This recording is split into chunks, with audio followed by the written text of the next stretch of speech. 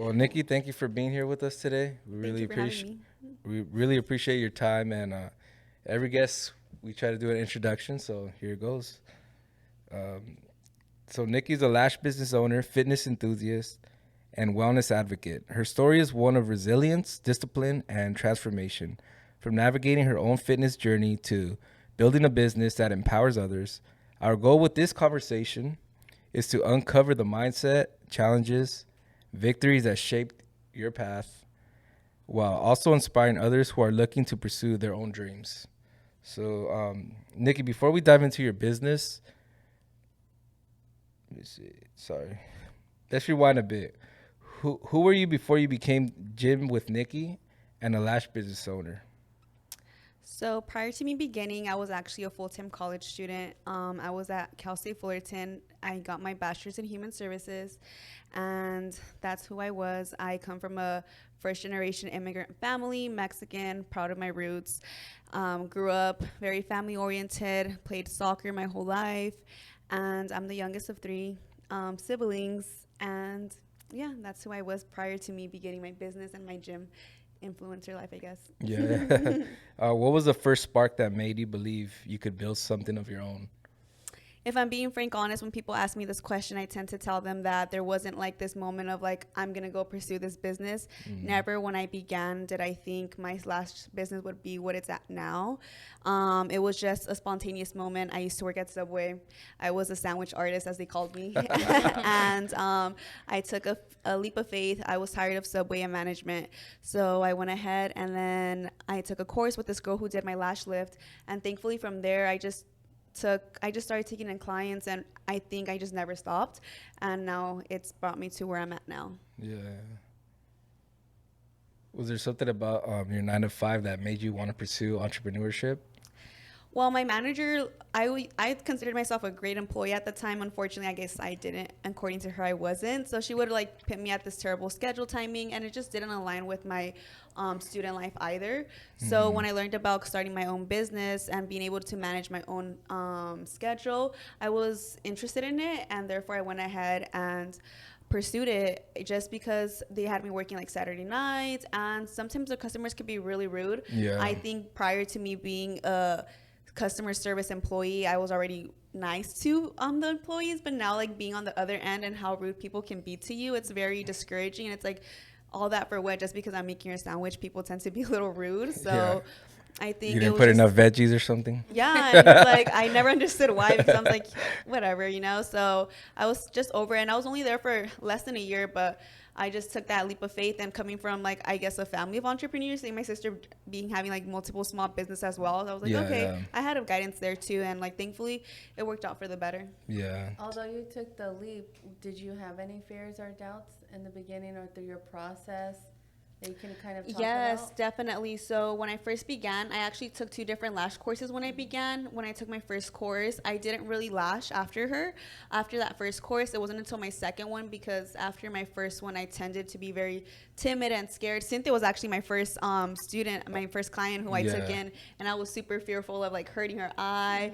I was scared of just people not liking my work or taking too long or just messing up someone's eye. And it was just, now that I am a lash artist and I'm actually a lash educator, I tell my girls that I teach, like, hey, you know what? It is kind of scary in the beginning, but it's all part of the process, where it's like anything else, the practice makes perfect, which I wish myself would have known that then and just been like, girl, just do it. But it took a lot of courage and a lot of like patience, because lashing could take a lot of time, and I'm glad I stuck through with it. Right. Is there, have you, so you've done lashes, right? You already explained your fears and stuff. Did you ever have that client where it's like, oh shit, wait, I thought I got over my fears, I was super confident, and they just didn't agree with your work or didn't like your work? Like when you have a business, how did you handle somebody who maybe wasn't satisfied, right? Because you still have to be professional. Yeah, so I think I can only think of one client, which was in the beginning. Not anything recent that I could think of at the top of my head, but when I first began, I would let them know that I was taking around 4 hours when lashing. And I had a client who probably had gone to a previous lash artist who was more experienced and was probably taking less than 2 hours on her lashes.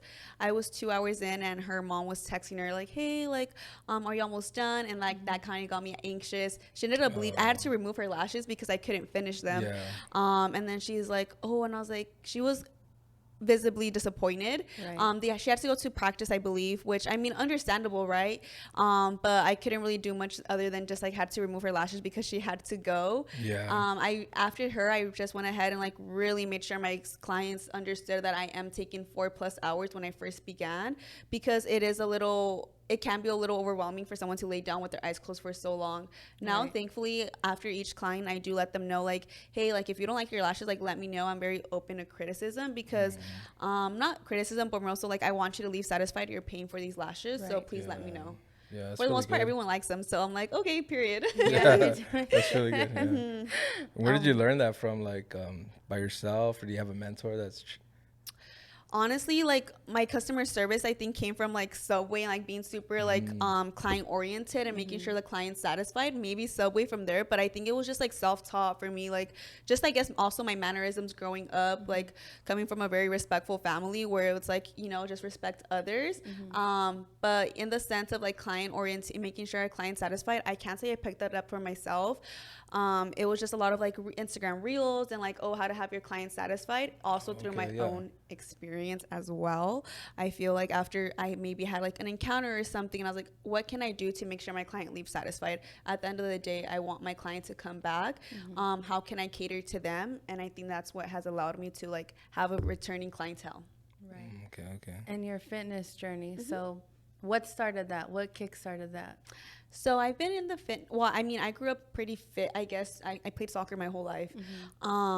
I started going into the gym though maybe back in 2022, and then I wasn't very consistent. I can say last year in 2024 I lost a lot of weight after I got a surgery done, and you know, I was like, okay, but it got to the point where my body dysmorphia was very like, I'm not satisfied with my body. I don't like how I look in certain clothes anymore, and it was more so like I have to do something about it, right? So I started last year, November 2024, and I just started going every single day. Like it was more so discipline. Like I stopped relying on motivation. I think that's like my biggest thing that I like to put out there. Like don't rely on motivation, because it's not always going to be, there's always going to be discipline. And for me, that's what has allowed me to like steer now here and being like the most consistent I've been in my gym journey. I have been since the past years. Have you had, since you started your gym journey, people seeking advice from you or Yes. just asking for help, right? Like, what are you doing? How can I get on this level of consistency with you? Yes, it feels very heartwarming, I could say, because it's like, well, you're coming to me for advice. I don't have what's the word, like a training licensing or anything. So from my own experience, I just tell them like, hey, like, yeah, like this is what I can help you with. This is my gym split. Let me know if you need any help. Right now, what I'm trying to start is like a series, because I go to Planet Fitness for my gym, right? And a lot of people that I've seen that reach out to me, I'm scared to start my journey because I don't know how to use certain gym equipment. And like, that's how I felt. It's very intimidating. So what I want to start right now is like a little series of how to use certain gym equipment at the gym. So like people don't feel as intimidated to go to the gym and work out. But it feels very nice when people reach out to me, and I tend to like just tell them like, hey, like what are your goals? And like, here's what I do. Maybe you could also do this to help you reach that goal, because it's a little different than mine or whatsoever. Yeah. How does being real about your struggles help you connect with your clients and your community and the lash and the fitness community? Wait, can you repeat that question? Sorry. Like, how does like being real about your struggles help you connect with your clients and like your friends, like for the fitness community and the lash business? I think for my community, like within the lash community, it's very important for me to like, I stand by it, like being raw with my clients, growing that connection with them, because they're not just like coming in here laying down for 2 hours and I'm not speaking to them. Growing that like honest, like who is Nikki besides being a lash artist, and them getting to know me, I think has allowed them to come back and be like, I love your personality, like I want to come back for who you are. So that's one way. In regards to like my gym journey, people seeing like the transformations from what I was before to like now helps me like connect with them as well in that sense. You know, when you first started, what was the biggest fears or doubts you battled with, and how did you push past them? For lashing or just in general? Let's start with lashing. Yeah, for lashing, I could say that it was probably the fear of like someone not liking my lash set Yeah. or not getting clientele maybe in the beginning. Thankfully, I can say like it was more like word of mouth. So I was able to build up that clientele as I went on. Yeah. But I was really, really scared of my clients not liking my lashes or me poking their eye, because the eye is such a sensitive area. I overcame it with just practice. Like for me, it's Yeah. always gonna be like just practice, because the more I got comfortable being a lash artist and behind the chair and doing people's lashes, the more frequent I did it, and like the more I was able to get comfortable within myself. Yeah. In regards to the gym, I think that's more of a mental battle where I dealt with a lot more struggles, because it's a lot of body dysmorphia. I feel like body dysmorphia is always going to be a constant struggle with myself, where I go to the gym every day, but sometimes I feel like I don't see progress. And for me, it's hard to like navigate that some days. But at the end of the day, I always something I like to tell myself is like, okay, like you're showing up, progress is eventually gonna like show. Yeah. And when it's nice when you hear from other people as well. Yeah. It's kind of like the lash business, huh? You kept on going. Yeah, like And look same where you thing, are yeah. now. Yeah. Mhm, exactly. Was there ever a moment through your journey, right? Because you're here now, like as far as lashing, you, from what you've explained to us, you're super confident, you have your clients, you have your routine, right? With the gym and everything. Was there ever, there's so many people who give up, right? Yeah. Like just that one thing, that bad day, that one comment, that one client. Have you ever had a moment where like you wanted to give up? And if somebody came to you and was like, man, I see you doing this, I want to give up, like what would you tell them? What should you have self-talk, what should you have told yourself in that moment? Like what would you tell them? In regards to like my lashing business, I think it was just more so like keep going, I guess. Let's see, I'm trying to think of a moment where I had that, but it was, I guess I would tell myself, like, you know what, keep going. Okay, I'll use my students, because I do tell my students that it can be discouraging in the beginning, but, you know, like the outcome is going to come regardless, just with practice. Just keep going. It's also nice to have a community around you, getting to know people who are within the same industry, so they can motivate you as well, because you guys both have that same common ground, and like go to them as well, like, hey, like I'm feeling this, like how can I like get out of this hole that I am, in a sense, and like progress and keep going forward, right? That was one thing I could say for lashing. For me, always lashing didn't be like, just keep showing up, like just keep showing up. And I think I could apply that as well to my gym journey. Like it can be very discouraging to stay consistent. More so for lashing, I think it's a job where you have to stay consistent, but within the gym fitness era, like it's hard because you're the one motivating yourself. I think one thing I love to tell myself is just like, hey, like what's your end goal? And it's gonna sound kind of funny, but I'll wake up in the mornings, because I usually go at 6 a.m. and I'll be like, do you want a fat ass or not? Like, do you want a fat ass or not? Get out of this bed and go. So that's something I always Keep tend it to raw tell. and real. Yeah, like I just have, oh wait, sorry, can I not cuss? Yeah. Oh, no, sorry. So that's just one thing that I tend to like motivate myself with. And I'll tell like my friends are like, oh, like I don't want to go to the gym today. And it's like we tell each other the same thing. Like, girl, like you don't want to be no oompa loompa in the future. Like, come on, let's get it together. So sometimes some hard, like, what is the word? Encouragement is like necessary. Oh, what is it? Constructive criticism to yourself, I guess. I said keeping it raw is always good. When I first asked you the question, you're like, oh, I'm trying to think of a moment. I was like, okay, that girl. If you never had the moment, just say it. No, honestly, just for lashing, like I think I always tell my clients that it doesn't feel like a job for me. Like I could genuinely say like lashing, I wake up every day looking forward to talk to my clients, to see them. There are hard days, but there's never been a day where it's like, oh, like I don't want to do this. I've been doing it for almost 5 years now, and it's like, wow, like I've stuck with it because I genuinely love what I do. Have you ever had annoying people like me who are trying to text like this while I'm getting my lashes? No, usually now. She's really good at like saying, hey, I got you. I'm the one typing in their password and texting them for them. I'm like, oh, my clients are so funny. Can you text my boyfriend back? I'm like, yeah, sure. I'll be like one eye a little bit open. No, they will open their eye, but since it burns when they're open their eye, they're like, never mind, text them for me. And I'm like, okay. It really burns so bad. Oh, do you get your lashes done as well? I used to. Not with me. Well, now She's far. But I took a break, and I mean, it kind of looked like a potato when I don't have lashes on. But it's okay. Like it's something I'm willing to accept for now. But I just wanted to give my lashes a break because I had them for so long. Oh, how long did you have them for? I had them consistently for like 3 years.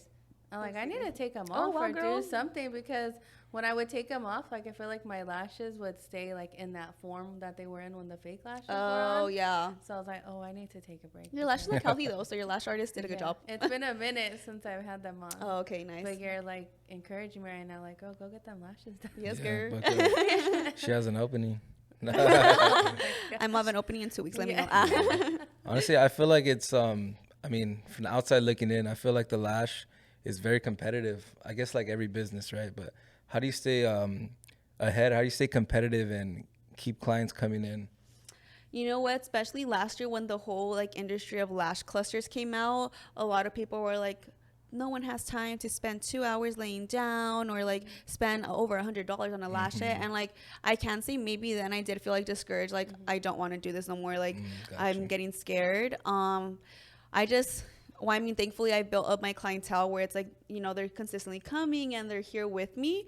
The good thing about that is like my biggest thing is always going to be posting on social media, like Reels, TikTok. TikTok is such a powerful platform. I don't really work with it, but I've like seen it happen to other people, right? Yeah. For me, I've done a lot of research. I can say I wasn't a marketing major, but throughout my small business experience, I've been able to pick up on marketing techniques to help boost like your following on Reels, like what time is the audience most active? What are they looking for? Your hooks to get people there. Like the first 3 seconds are so crucial. And I think that's what's helped me like stand out from like being the competitive. I've always said like you have to think outside the box. So sometimes like if I feel like okay, like let me go and be spontaneous, what I will do is take my business cards and put them like in my gym lockers, or I'll go to Target and put it like in the women's section my business cards with my Instagram to follow. And thankfully I have got some clients for that. Just thinking outside the box to really make you stand out and like putting yourself out there, because like no one's gonna find you out of luck, you know. Right. And I think having a strong social media page also helps out with that, because people are going to go straight to see if you're legit, how professional you look, how do you speak, your work. So I think social media is very powerful. No, for sure. And I feel like marketing in itself, like being your own solo business owner, is very demanding as well, because it's like editing takes a while as well. So for me, sometimes I tend not to edit as much, and I haven't been recently, but it's just because with like lashing every day, it can be a little hard. But just finding a schedule is what I tell my students, like, hey, like just find a schedule when to post, and whatever works for you works for you. Yeah. So you've been more active on social media then, correct? Than before. Yes. Not so much on my lash page, and I think it's something that my wax girl was like, yeah, like it's good not to post, but like sometimes it can catch up to you. So I've been trying to post more lash content. I've been a little more focused on my gym page, trying to grow that a little bit. But I'm just trying to find a balance where I'm like, I could do both. Have you gotten any negativity from posting more, right? Because people hate to see other people doing good sometimes. So sometimes you'll get just mean comments, or comments that like someone's being a smart ass, obviously. You know what I mean? I think on my TikTok page I got one, but I deleted it, and I can't remember the top of my head what it said. But people did are... it affect you like internally? Like you were kind of like, oh man, or I can't remember what it said, but I just remembered seeing it. I was like, I'm deleting this. But I was just like, it did stick with me that day, but then I just forgot about it, because at the end of the day, they're just trolls. But it is kind of nerve-wracking putting myself out there. What if someone, that thought is in the back of my head, like what if someone comments like, where's the progress? And it's like, it's a little discouraging, but I mean, thankfully no one has just yet. So have you gone past the perception aspect of it? Like, oh, what are people gonna think? Or what if I post this? Well, yes, I think that's what, like in the beginning, I was considering starting my gym page. Should I do it or should I not do it? And I just did it, and then I'm like, at the end of the day, people are always gonna talk, and I just have to put myself out there. They're just mad because they're not doing it. Yeah, definitely. Always. Everyone's going to talk, no matter what. Yes. It doesn't even matter. So it doesn't matter if you're doing good or bad. People are always going to, like, prey on something. So it's like, whatever. Might as well just do it. Right. And I said that in the last podcast. Like, that's weird. That's like, weird. yeah. Like, I don't know.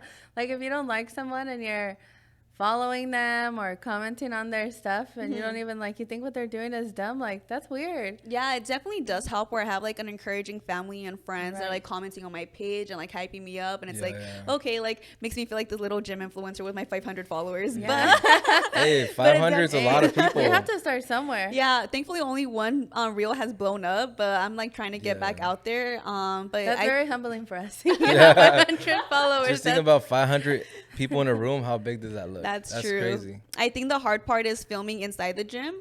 I've only got one person where like they kind of got upset because I was filming inside the gym. I think Planet Fitness is obviously more like beginner people oriented, so it tends like, and I understand people don't want to be filmed, so my private gym, I tend to film a little more out there, and I feel more like comfortable because everyone else is filming, you know. They actually told you something because you were Yeah, filming? but like I understand, because at the end of the day, like they don't want to be in it, and I'm like, they were a little respectful about it, so I was just like, okay, like, and I just put my little tripod away.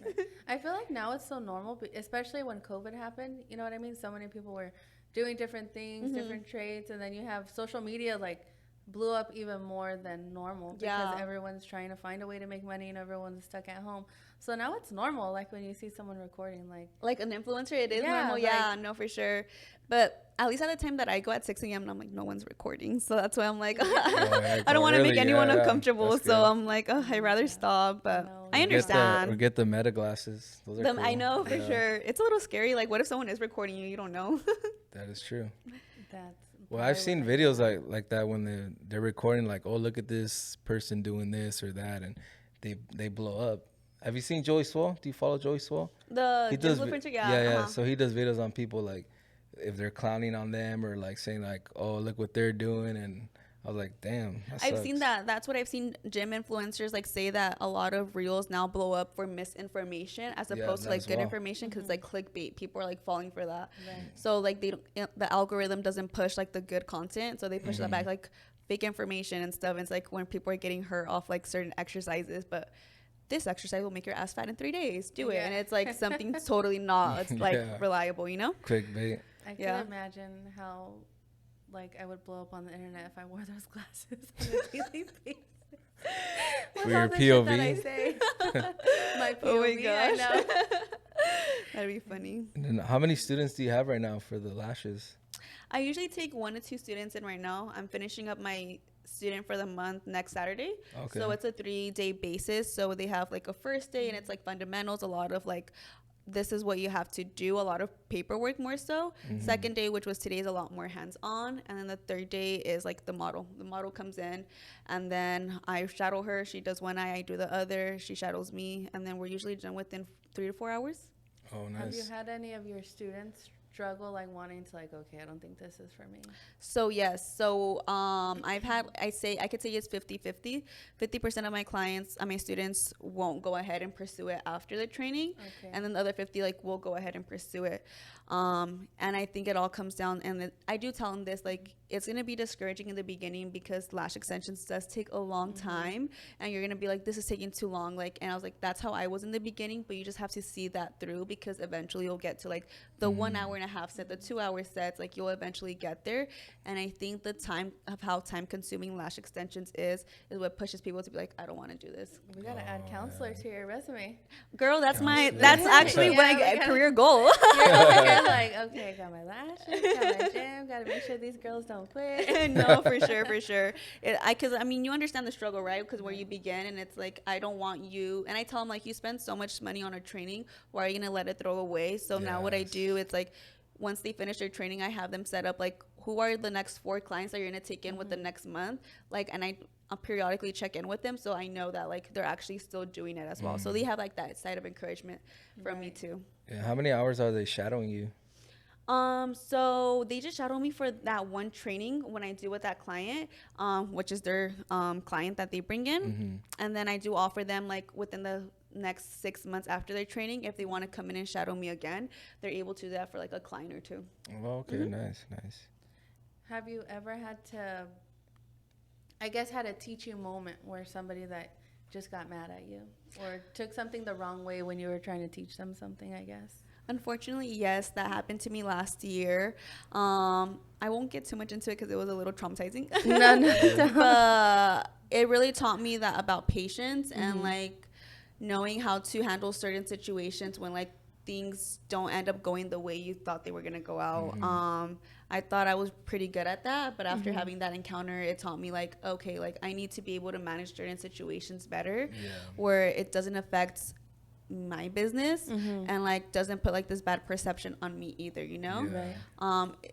But then it comes to a point where you're like, how can you set that fine line and that boundary? Because then you don't want people walking all over you either, which is something I've like, after that encounter, I did take a step back from training because I was like, I don't want to like have to go through that again for a while.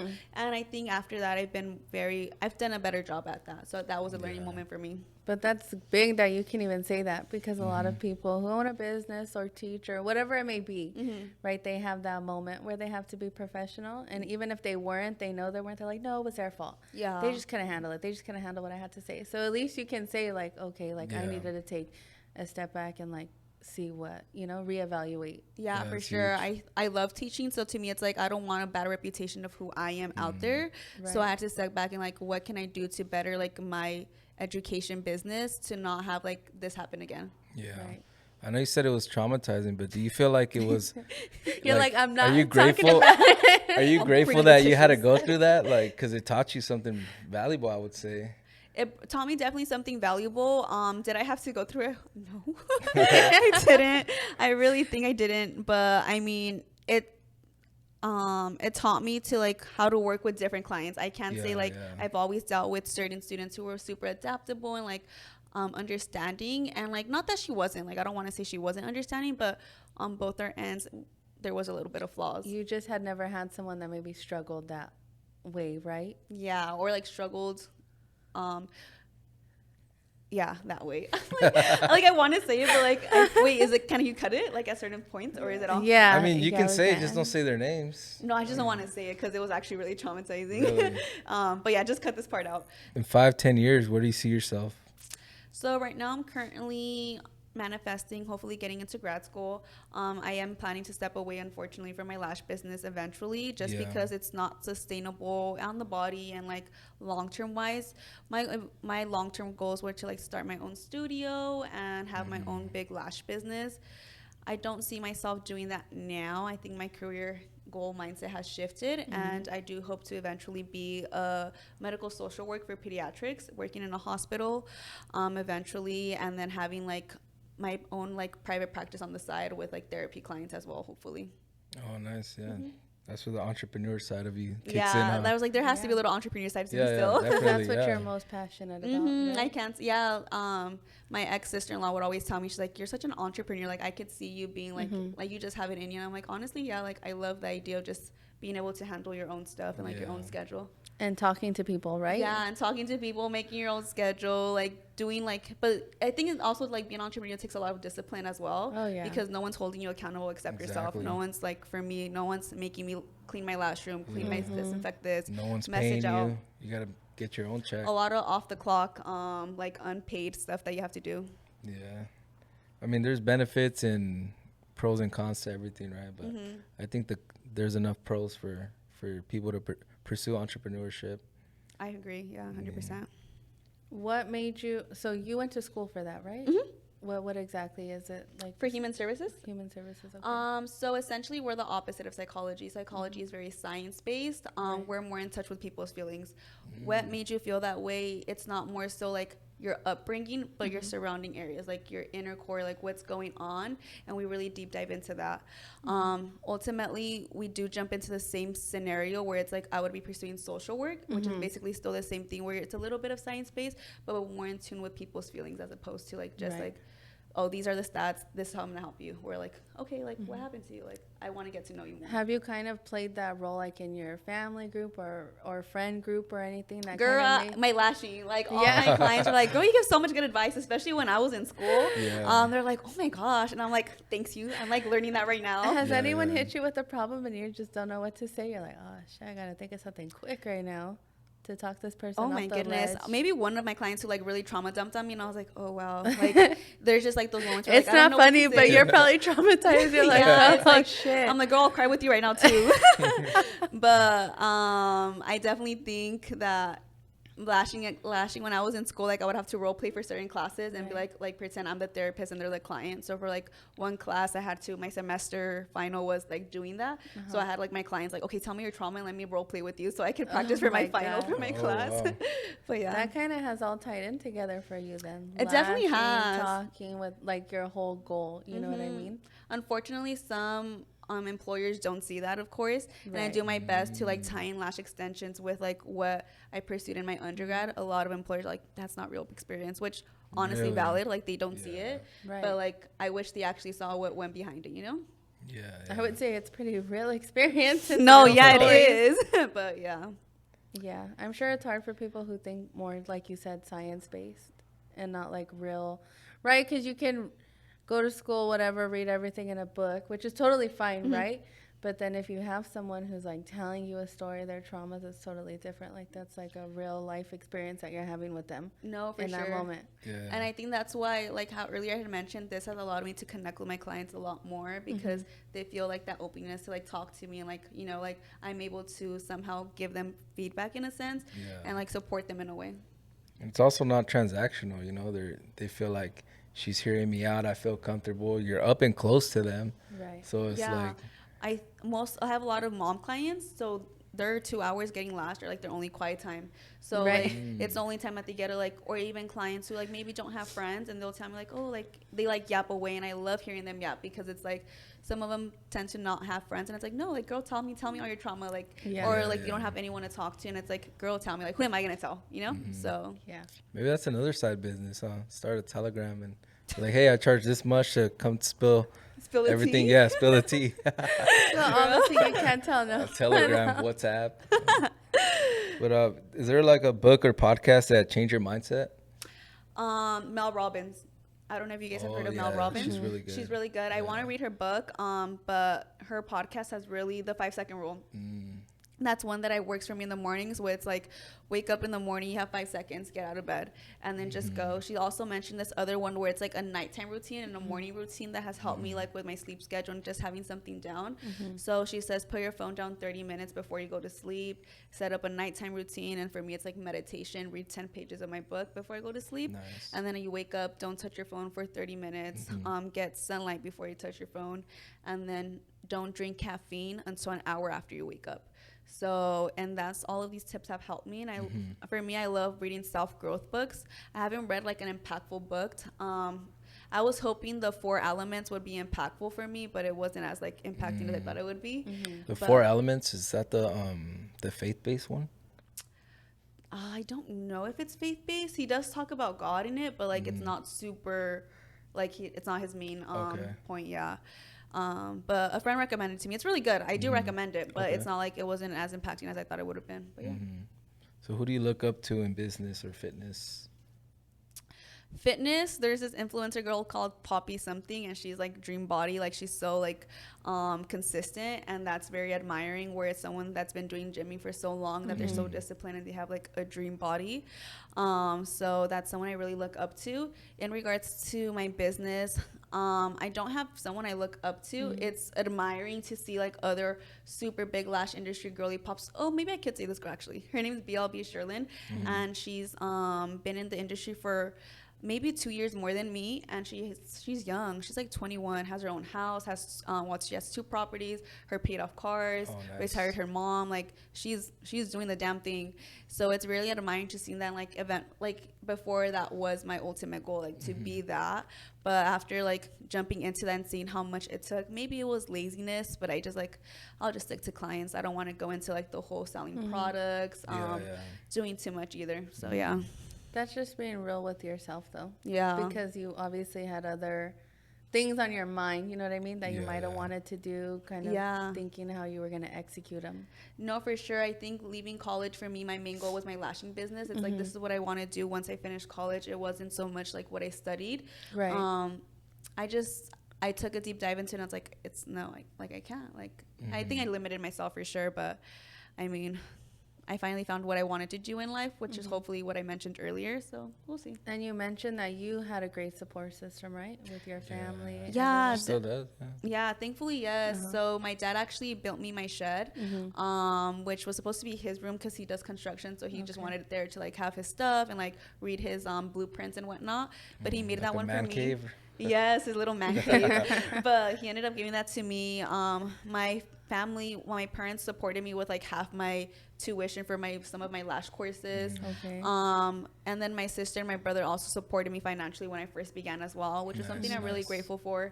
And then my brother-in-law, which is my sister's husband, like bought me my first lash chair, which lasted me like 3 years. I just recently bought a new one, so it's like that's late. But 3 years is good. Yeah. And then my boyfriend, of course, has like supported me like there'll be days where like I have to do like quick lash runs, and he'll go and get me like, because he lives closer to like the lash stores. They're more out in LA. Okay. He lives Yeah. out there, so he'll make those lash runs for me and bring it to me. But that's so awesome because coming like full circle now, right? We asked you about your goals and with just school, everything. Like you have such a good support system. Now you're planning to become someone else's support system, right? That's giving back in a way. No, for sure. Yeah. I feel it can be taxing, and I feel it Right. now, like where it's like when you deal with clients and it's like you have so much information, so it's like a lot has to go with it, like a lot of self-care in a sense. Yes. Like take care of yourself so you could pour it back into your clients. And I think that's like what's really important, because I love talking to my clients, but I think at the end of the day, it's like so much yapping gets me like tired. Yeah. So when I hang out with like my family or my boyfriend, like I don't want to talk. Like I just want to be mute. And I found like a balance now where it's like I need to be able to be present in every single aspect in my life, whether it's clients or like my personal life. And I think I found a certain way. But yeah, it is The common it is ground. a full circle moment, like you mentioned, like giving back to other people now in for my sure. career. Yeah. Have you had that client where you kind of internalized their issue for a minute? Or internalize their problem, or maybe not a problem, but just like a trauma. You're like, oh my God, like thinking about it, like, can't believe that happened, can't believe that happened. In the beginning, I think I would take on a lot of my clients, like their struggles, and not to say I don't now, but I think I've set that boundary for myself. It's like you can only do so much, Right. And like really, what I could do is just like I guess advise them and be there for them. But there was like times in the beginning where I'd be like, I would take in so much more, like, oh my God, I can't believe she went through that, or like I can't believe that happened, you know. And it's hard to hear other people's struggles. Right. I've cried with my clients, like when they've told me their struggles, you know. But I think now, after being in the industry for so long, it's like, okay, like you can only do so much, Right. which I think will eventually roll over to therapy when I'm like in that most field as well, definitely, for because sure. I can't help everyone, you know. Oh, for sure. And how, just kind of break that down for us. How did you learn that balance? Like how you mentioned, like it was like just really taxing. So it was like I can't, like I would go outside of like finish lashing, and I would think about it, and it's like, girl, you really can't do much. And it's just, I think school and like the whole self-care of they were really big on self-care within my undergrad degree, and learning to set boundaries. And I think that really helped me, because girl, I didn't know what boundaries were before. Like, how do I set that stuff for myself? So I think school really helped me set those boundaries as well. Yeah, that's good. That's good. That's good that you found your common ground. No, for sure. Yeah, for some, because you care, which Yeah. is like an awesome thing. You know what I But mean? you could also like not care. I was referred to, because I'm like, I do therapy. So my therapist once referred me to like an overly empath. So it's like you could only care for someone so much, but you have to learn like you can't help everyone, and that's like helped me as well. Have you, okay, so you care so much, right? And have you ever heard like the same story over again, or like a client where your emotions were turned off? Like, oh, I've already heard this before. Like, let me just, okay, I know how to handle it. You kind of get like a little numb, you know, like you care, but because you've heard it before, you've dealt with it before, you know how to handle it, you know what to say.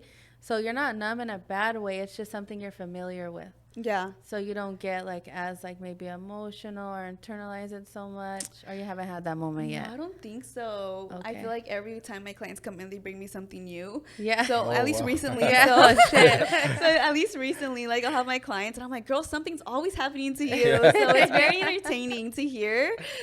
For the most part, where it's like, I think there are a lot of them are very self-aware, where they're like, Right. and if they're not, like I tend to be very straightforward with them, like, hey, like, you know what, this is my opinion, and like you should leave him, like, no, Yeah. you know, something like that. So it's I don't try to sugarcoat it for them either, but ultimately it's their like decision. So Right. it's, I can only do so much for them, but Right. every time is something different. So I'm always just like hee ha haing with them. Well, that's good that you haven't gotten you know, to No, yeah. anything. Yeah. You're doing great. And then listen, what's the best advice you would give someone who wants to start something but doesn't feel ready? Fitness, business. Literally, like, so cliche, but just do it. Like, that's something I've always, and especially with lashing, I just told myself, like, go after it, continue moving towards your goal. Like, small progress is still progress. Doing something, especially in the gym, like showing up, whether it's 30 minutes, 45 minutes, 2 hours, you're still showing up every day, and it's the results are eventually gonna show. Just keep showing up, and just keep going at it. Don't lose sight of what your end goal is, because ultimately you started for a reason, and just keep that in mind at the end of the day. And then I can say, like, I do take pride in, like, my support system. So just making sure they have someone there to support them and guide them is very essential as well. Awesome. That's good. And then anything you want to get out there to your clients, future clients, your social media fans, follow followers? me on Lash by Nikkie on Instagram. Make sure you follow that. Tell your tias, your suegras, whoever to come get their lashes done with me, and gym with Nikkie if you guys want to keep up with that gym content. Nice. Anything for her? I don't have anything as far as that, but I just wanted to tell you, one, good luck in your new journey, right? Because you've changed your mind, which is like an awesome thing in a sense, because you're going with what you're more passionate about now. And so many people are scared to change their minds once they think like, oh, I've gone this far, like I'm not going to change my mind, and they get stuck. So you're a true testament that it is possible to do that. Oh, thank you. And you'll be successful at it. Thank you. I appreciate it. So we can't wait to see where you are in 5-10 years. Thank you, guys. Thank you for having me.